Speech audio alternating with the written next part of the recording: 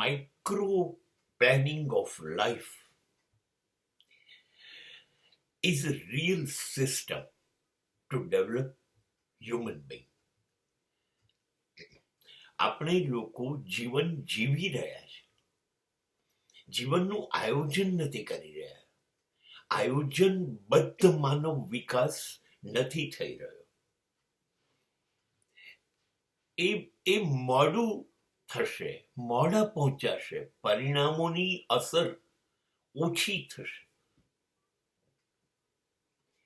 ઝીણામાં ઝીણી બાબત વિકાસની એમાં ચર્ચાવી જોઈએ. શરૂઆત થશે એટલે પશ્ચિમના દેશો એવું વિચારે છે કે એ કેવો બનવો જોઈએ, એ માટે ગર્ભથી જ્યારે બાળક ગર્ભમાં છે ત્યારથી જ એની કાળજી લેવાય. એને શું બનાવવો છે, એનો વિકાસ મેડિકલમાં કરવો છે, સ્પોર્ટ્સમાં કરવો છે, આર્ટ્સમાં કરવો છે, કોમર્સમાં કરવો છે, સાયન્સમાં ક્યાં કરવો છે, એ બધું જ એ પ્રમાણેનું પ્લાન થાય છે. ત્યારથી જ એને એ પ્રમાણેની દવાઓ અપાય છે, ઇન્જેક્શનો અપાય છે, અને ગર્ભની અંદરથી જ એનું શારીરિક બંધારણ અને માનસિક બંધારણ નક્કી થાય છે. એટલે અંદરથી જ લગભગ માટી એ પ્રમાણેની તૈયાર થઈ ગઈ છે.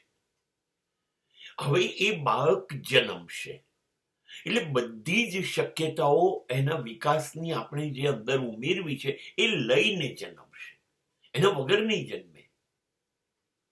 અને ત્યાર પછી એનું બાળપણ શરૂ થશે, અને ત્યારે બાળપણની એક ઘટનાનું આયોજન, એ ખાશે કેવી રીતે, એ ચાલશે કેવી રીતે, જોશે કેવી રીતે, બોલશે કેવી રીતે, એનું તમામ વસ્તુનું ત્યાંથી જ આયોજન શરૂ થાય છે. કેટલો સમય લેશે એમાં, કઈ બાબતમાં એને કયા સ્કિલ ડેવલપ કરવા છે, એ બધું જ ત્યાંથી પ્લાન થાય છે.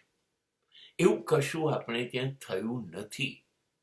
આપણે ત્યાં એટલે ગર્ભમાં કશું થઈ શકે તો ખબર જ નથી હજી આ લોકો.